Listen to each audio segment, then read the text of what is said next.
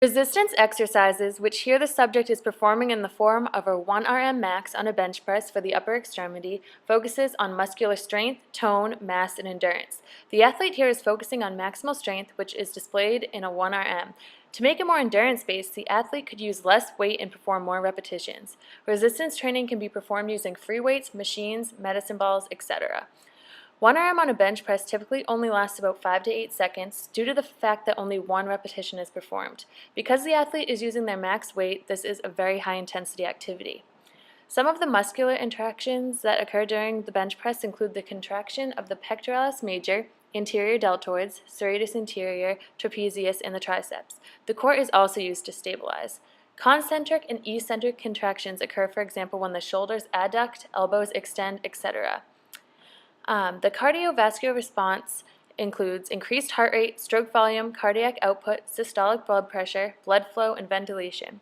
Cardiovascular responses to acute exercises are consistent whether aerobic or anaerobic. Except for aerobic, you'll see these components alter at different levels. The ATP-PCR system is the system used for anaerobic metabolism, and it doesn't require oxygen. It lasts for the first 3 to 15 seconds of exercise and can support high-intensity exercise. After this duration, it transitions to the glycolytic system because the stores are limited. For resistance training, depending on the athlete's level of fitness will determine the amount of weight he or she should use. A beginner athlete should not jump right into using heavy weights because their bodies have not adapted to the exercise.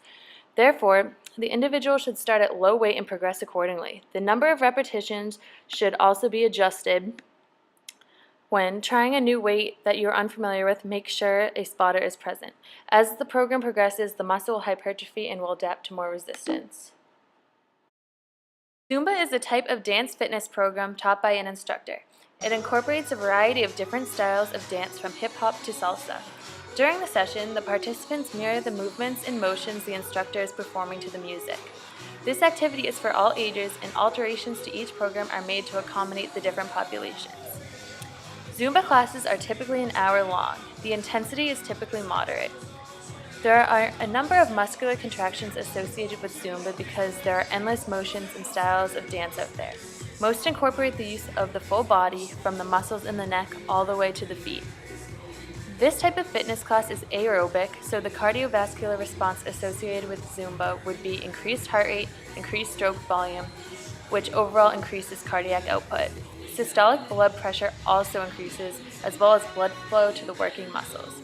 Vasodilation will be present in the working muscles and vasoconstriction to the less active regions. Ventilation also increases. The oxidation energy system is the system used during Zumba, which occurs during aerobic exercise. The system allows for a steady supply of energy for hours. It occurs in the mitochondria and needs oxygen to occur. To become prepared for these classes, which are aerobic in nature, an individual should start by increasing their levels of aerobic fitness to some extent. An individual could start to do some workouts on the treadmill, elliptical, etc., so they are prepared and are capable of keeping up with the class. Since there is so much movement and sudden motions with dance, it is important to stretch and gain flexibility. This can be increased by incorporating static, dynamic, and ballistic stretches into your training program. Juggling is typically a component of the sports cheerleading and gymnastics. It involves the performance of full-body acrobatics through the air in the form of handsprings, flips, and twists. Tumbling can be performed on a variety of different surfaces, including the grass, a mat, or a spring floor.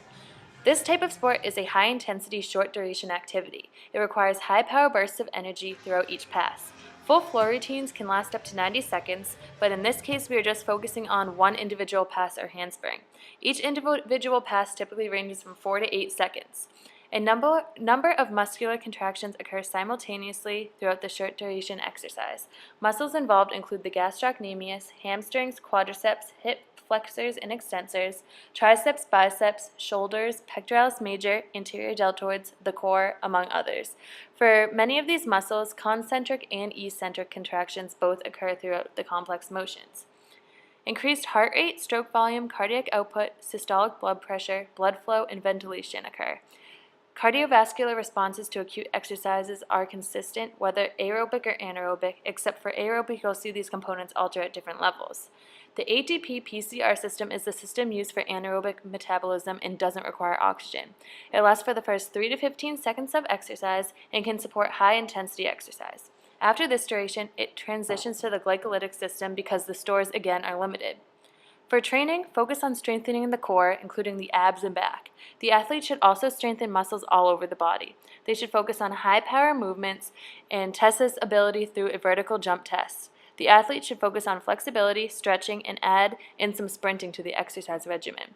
Also, because the sport is dynamic in nature, have the athlete perform high knees, frog jumps, and straddle jumps, which will help with the overall sport.